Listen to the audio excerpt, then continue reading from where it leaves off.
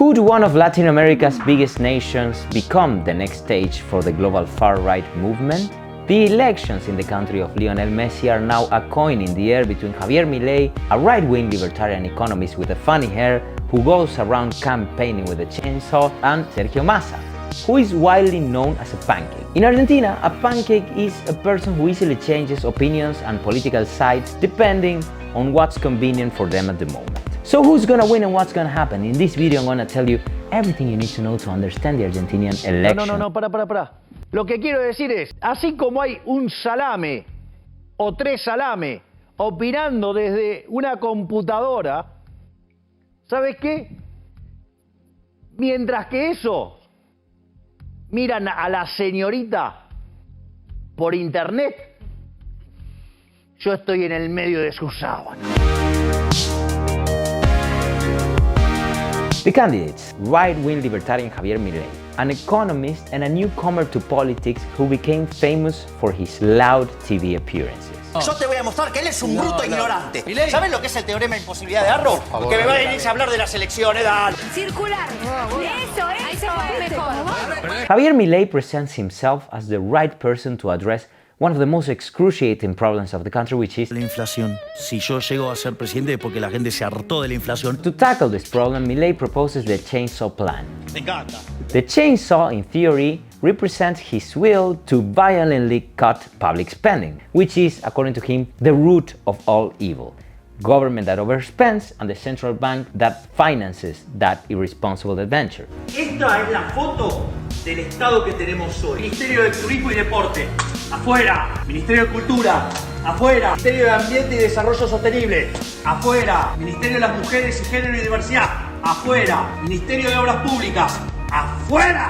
The problem with the chainsaw plan, however, is that the bulk of governmental spending is not politicians, like Milei says. It's pensions, subsidies, which include energy, health, and transport for regular folks. I mean, politicians don't use public transport that much anyway. Another of his proposals is to dollarize the local economy, meaning changing the peso for the American dollar. ¿Eliminamos el Banco Central y dolarizamos o seguimos con la estafa de la inflación, que los políticos te sigan robando? He is really fixated in his anger against the central bank, so badly that once he went to a TV show and he destroyed the central bank for his birthday. ¡Pará! Bueno, basta! Complementary to all of this, Milei wants to liberalize the market of weapons, organs, and all of this under the advice of his dead dog, Conan. Porque por el ejemplo ¿Está Conan? Sí, este es Conan. Por el ejemplo de tu hijo, alguna vez te escuché, creo que fue en el programa. Este es Conan. Creo que fue en el programa de Andy Kundesov, si no corregí. The mental fitness of Milei for the role is also a big topic of discussion because every time he appears on TV, does weird things, make weird declarations. El Estado es el pedófilo en el jardín de infantes, con los nenes encadenados y bañados en vaselina. Sometimes he hears voices. ¿Podemos pedir que termine el murmullo detrás de cámara? Anyway, it's a mess.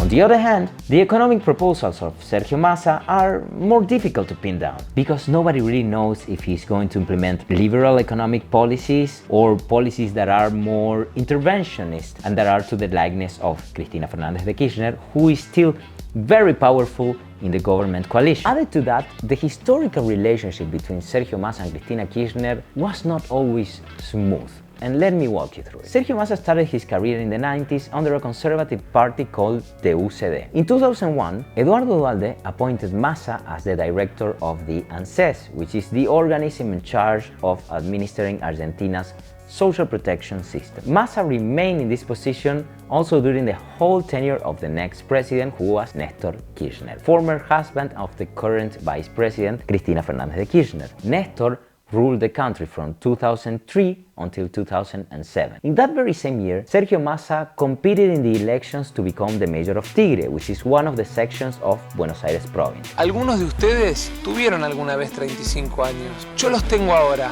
y también tengo unas ganas enormes de trabajar por el lugar en donde vivo. Y a eso vine desde la nación. In the year 2008, he took a license from his job as mayor to become the chief of cabinet in the government of Cristina Fernández de Kirchner, who succeeded her husband in the presidency. Sergio Massa replaced Alberto Fernández, who is the current president.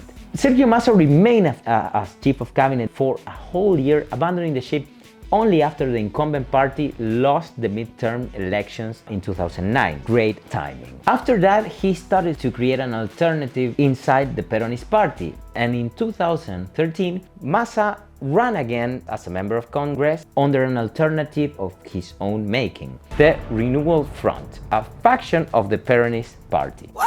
In 2015, Massa announced his intention to run for the presidency of the nation, dividing the vote of the Peronist party once again. This allowed the coalition led by Mauricio Macri to win. The new president tried to anoint Massa as the reasonable opposition to sideline the more radical Kirchnerist alternative, and Massa played ball for a while. En 2013 nos querían imponer el Cristina Eterna y tuvimos el valor de frenarla. Si vuelve a aparecer, vamos a volver a frenarla. But that little bromance came to an end very soon after Macri's administration failed to solve the economic problems of the country. Things got only worse. That's how we arrived to the 2019 election, and during that lack of popularity of the Macri administration, Massa joins a new alliance brokered by Cristina Fernández de Kirchner under the figure of Alberto Fernández, former chief of cabinet of Néstor and Cristina Kirchner. But who was Alberto Fernández at the time? He was lost from the public discussion for over 10 years. People barely remember him. So the thing is, he was selected by Cristina Kirchner to join her ticket as vice president in the Frente de Todos party. The move was really odd because it was a case where the vice president choose the president and not the other way around. This time, Sergio Massa ran as a member of Congress in the newly formed Frente de Todos. He abandoned his party, he went with Cristina and Alberto, so the Peronist party arrived unified for this election. Alberto Fernández's main campaign promise was that Argentinians will be able to afford asado once again. Sí, sale asado. A very important type of food for the Argentinian family. Todo esto va a mejorar. But after the pandemic hit, things went really bad for the country and Alberto Fernández proved to be a highly incompetent leader. So, on July 2022, Massa became the Minister of Economy of the incumbent government with the intention to save a sinking ship. Massa, let's clarify, is not even an economist. This was an incredibly challenging task that got even more complicated when he decided to run for president in the 2023 election because he had to juggle with his duties as Minister of Economy, sometimes taking unpopular decisions and being a candidate, which requires you to do populist things so people is more happy. So, I mean, he did what he could. It was not very good, but that's the scenario under which we come to this election. What happened then? Let me explain a little bit of the rules of the game because otherwise it's possible to understand what happened. In Argentina, we have a presidentialist system that includes a mandatory open primary. It's like the US, when the parties first need to select who is going to be the one nominee that is going to run for president, right? The only difference is that you don't need to be registered in a party to vote in the primaries. You just go and vote for whomever you prefer. Who are the main parties in this primary? I'm going to mention the three largest. La Libertad Avanza, with Javier Milei as a single candidate. Unión por la Patria, with Sergio Massa and Juan Grabois, who was a more far-left option, and it was the one preferred by Cristina Fernández de Kirchner. And Juntos por el Cambio, the coalition that brought President Mauricio Macri to power in 2015. Juntos por el Cambio had two candidates. Larreta, the current mayor of the city of Buenos Aires, a center-left candidate, and Patricia Bullrich, a right-wing candidate that used to be the Minister of Security of Mauricio Macri, and she was the preferred candidate of Macri, of course. She was a very unappealing candidate. She was bad at talking, and her main proposal was a confusing but very interesting philosophy. Y vamos a armar un sistema que ponga el foco en el ser humano desde una perspectiva en el que todo aquello que tiene que ver con el ser humano estén todos bajo una filosofía muy interesante. No entiendo. In this round of voting, Milei came first, Juntos por el Cambio came second, choosing Patricia Bullrich as their headliner over Horacio. and Unión por la Patria came third, selecting Sergio Massa as their main candidate. In the next round of voting, which is the general election, a plot twist occurred. So Javier Milei came up second after Sergio Massa, and Patricia Bullrich ended up third. However, in Argentina, you need to surpass a certain threshold to become the president. Otherwise, you have to go to a runoff between the two main candidates. Javier, congelamiento, está acá llegando. 48 hours after Patricia Bullrich was out of the election, she decided to support Milei openly on TV without the consensus of other members of her party, nor the rest of the coalition, except for Mauricio Macri, who was already talking to Milei since long time ago, even undermining the power of his own coalition. Believe me, this was a high moment for internet memes. Estamos en el reencuentro Milei con Pato Bullrich. Dense un abrazo, dense la mano. Ahí está. Ahí le está diciendo, goberná bien el país, le está diciendo. The move was something ridiculous for, among other reasons, the way in which Milei faced the campaign. His main talking point was against the casta, which means insulting professional politicians like Patricia Bullrich and separating himself from them. After that deal was brokered, the coalition imploded. El tipo de mí dijo cualquier disparate. Creo que lo más suave, lo más elegante, me trató de rata. Me dijo que me iba a pisar con una silla de ruedas y que me iba a matar. Todo eso dijo. Ahora, si yo creyese que es bueno para el país, lo apoyaría igual, por más que haya dicho lo que sea. El problema es que no es bueno para el país. Now, some people have the theory that Javier Milei has been weaponized by Sergio Massa. 2019 hasta ahora, donde Massa lo bancó a Milei en la inteligencia de que financiando a una fuerza liberal que le quitara Juntos por el Cambio votos, bueno, el peronismo podía mantener el poder con el presidente.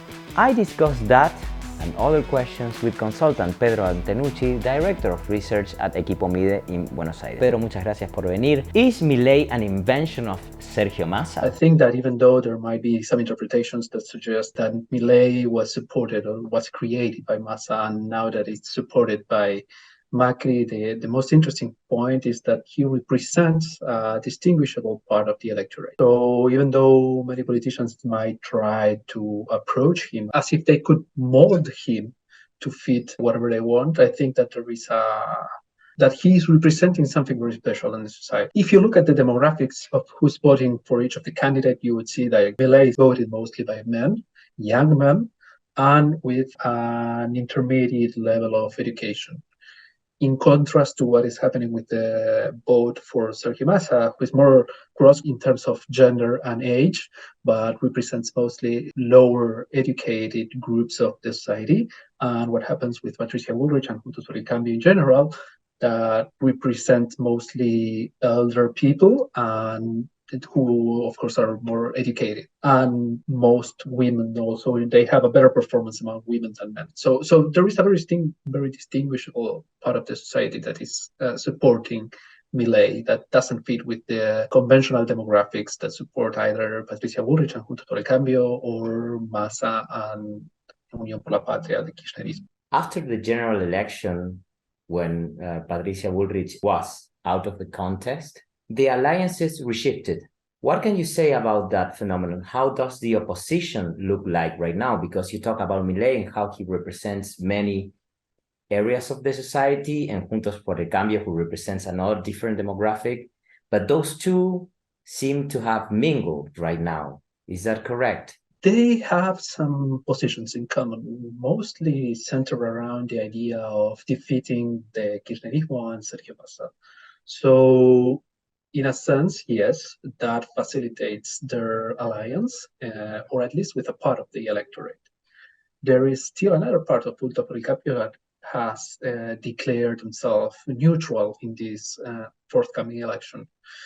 But we'll see how that displays in the election in terms of who's voting for each of the candidates.